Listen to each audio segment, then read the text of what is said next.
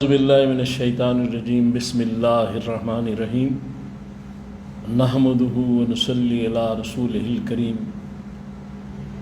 انتہائی قابل احترام سامعین، مجھ سے اچھے لوگوں، السلام علیکم ورحمۃ اللہ وبرکاتہ۔ آج دعا کے بارے میں گفتگو ہوگی۔ دعا کا مقام کیا ہے اور پھر کون سی دعائیں جو ہیں وہ قبول ہوتی ہیں، کس کی دعائیں قبول نہیں ہوتی، کس کی ہوتی ہیں، اس کے بارے میں آج گفتگو۔ تو انسان جو ہے، اس کی تخلیق کا بھی کوئی مقصد ہے۔ اس کائنات میں اللہ تبارک تعالیٰ نے جتنی بھی تخلیقات فرمائی ہیں بے مقصد نہیں ہے۔ جیسے بھینس ہے، اس کی تخلیق کا مقصد یہ ہے کہ اس سے دودھ حاصل کیا جائے۔ گھوڑا جو ہے وہ سواری کے لیے، اور پھر جو ان کی قدر و قیمت ہے وہ ان کی استعداد، ان کی جو ایفیشنسی ہے اس پہ لگتی ہے۔ یعنی گھوڑا سواری میں کتنا تیز بھاگتا ہے، اس سے اس کی قدر و قیمت۔ تو انسان کو اللہ تبارک تعالیٰ نے اپنی عبادت کے لیے پیدا کیا۔ تو سورہ ذاریات کی آیت نمبر 56 میں یہ کہا گیا، وَمَا خَلَقْتُ الْجِنَّ وَالْإِنسَ إِلَّا لِيَعْبُدُونِ، کہ ہم نے انسان اور جن کو سوائے اپنی عبادت کے لیے کسی کام کے لیے پیدا نہیں کیا۔ تو اب ابدیت جو ہے اس کا کامل ہونا بڑا ضروری ہے۔ تو اس کے لیے اللہ تبارک تعالیٰ کی بندگی میں رہنا چاہیے، ہر کام میں اس کا اور اس کے رسول کا حکم۔ تو دعا کے بارے میں حضور سرور کائنات صلی اللہ تعالیٰ علیہ وآلہ وسلم نے فرمایا کہ دعا عین عبادت ہے۔ اس کا مقصد ہے کہ دعا بھی عبادت ہے۔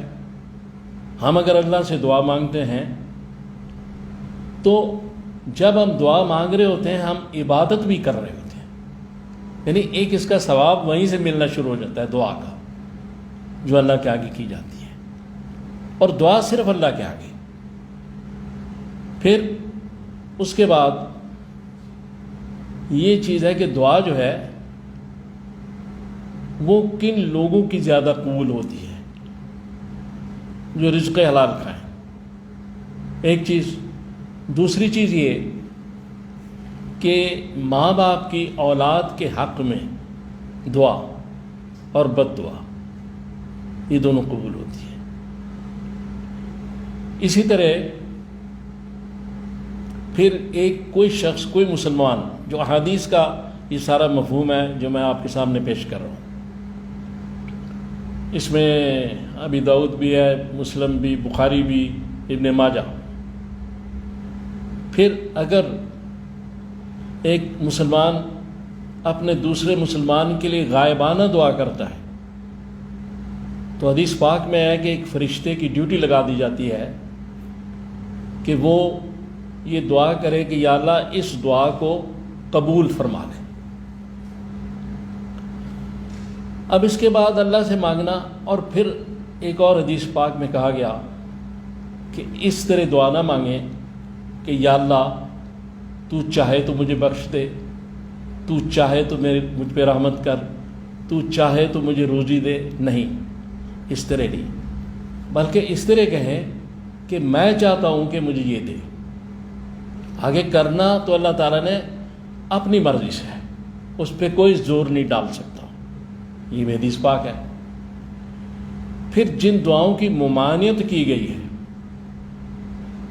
کہ اولاد کے لیے بد دعا نہ کریں، اپنے لیے بد دعا نہ کریں، پھر موت کی تمنا نہ کریں، یہ بھی حدیث میں کہا گیا، مرنے کی دعا نہ کریں، اس لیے کہ ہو سکتا ہے کہ آدمی زندہ رہے تو ایسے کام کر جائے کہ وہ کام اچھے ہو جائیں، پہلے اچھے نہیں تھے بعد میں اچھے ہو جائیں، اس کا عمل چلتا رہے، رکے نہیں، اور وہ کامیاب ہو جائے۔ پھر یہ جو دعا مانگی جاتی ہے ہمیں تو علم نہیں، ہم تو دعا مانگتے ہیں یا اللہ میرے یہ کام کر دے، اللہ تعالیٰ سب جانتے ہیں۔ تو اس کے بارے میں احادیث میں یہ ہے کہ اگر وہ چیز اس آدمی کے حق میں ہوتی ہے تو وہ اس کو دے دی جاتی ہے، اور اگر نہیں ہوتی تو اس کو کسی آفت سے بچا لیا جاتا ہے، اور اگر ایسا بھی نہیں تو پھر عاقبت میں اس کے درجات میں بلندی کی جاتی ہے۔ یعنی دعا ہر صورت میں قبول ضرور ہوتی ہے۔ پھر اس کے علاوہ یہ ہے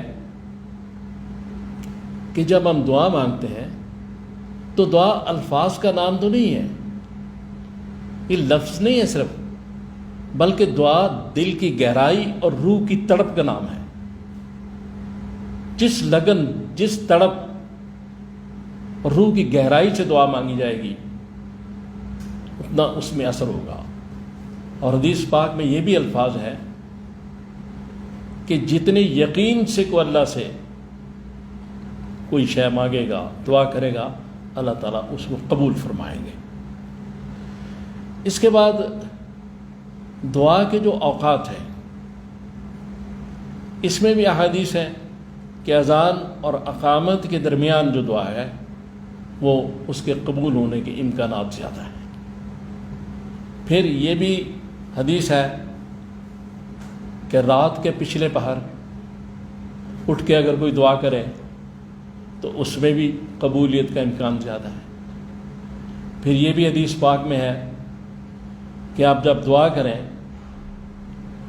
تو حمد و ثنا کریں اللہ کی، اس کے بعد حضور پہ درود بھیجیں، پھر اپنی ڈیمانڈ رکھیں، پھر دعا کریں۔